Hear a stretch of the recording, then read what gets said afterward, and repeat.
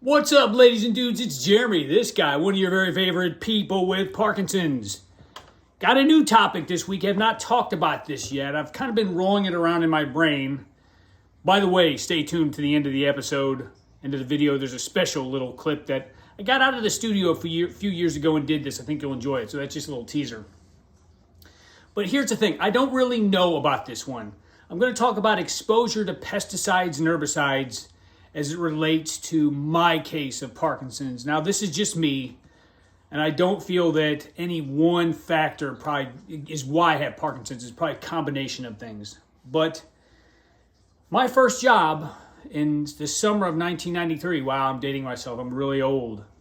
93, summer of 93 to summer of 95, I worked at a place called Frank's Nursery and Crafts. I'll throw a picture up right here so you can see what it looked like back in the day. It has since closed.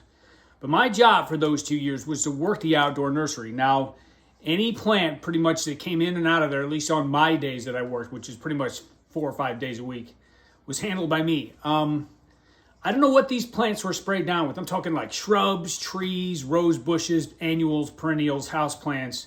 So I basically was wading eyeball deep in plants, grabbing them, trees. Sometimes it would brush my face. It would get in my hair when I had hair. Sometimes it would actually get in my mouth. The branch would slide across there. I bit all over my legs and arms. So I don't know. It's one of them things where I think anybody that's been diagnosed with Parkinson's goes back and forth with like, how did I get it? Was I exposed to something? Is it genetic? Was it maybe another environmental factor like stress, like family life, something like that? I really don't know. I mean, I've done the genetic testing, 23andMe now. I have no known Parkinson's genes. That's important, no known. They're finding out more all the time. I don't really have a history of Parkinson's in my family. I have one great uncle who got it when he was older. I got a pretty big extended family. No Parkinson's anywhere in my family tree other than one great uncle. So your mind always goes to what happened? How did this happen? Ultimately, it doesn't matter. I've got Parkinson's. I've got to live with it.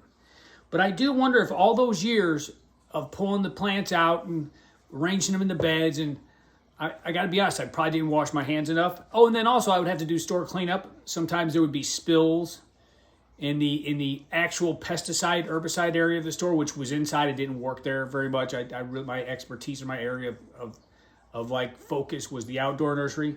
But I would have to come in at night and sweep up, and there would be dust on the floor from fertilizer, various chemicals, and maybe the dust got in my lungs. Now, I do know that certain chemicals like Parquat have been linked to Parkinson's disease. Farmers use it a lot on their crops, or used to anyway.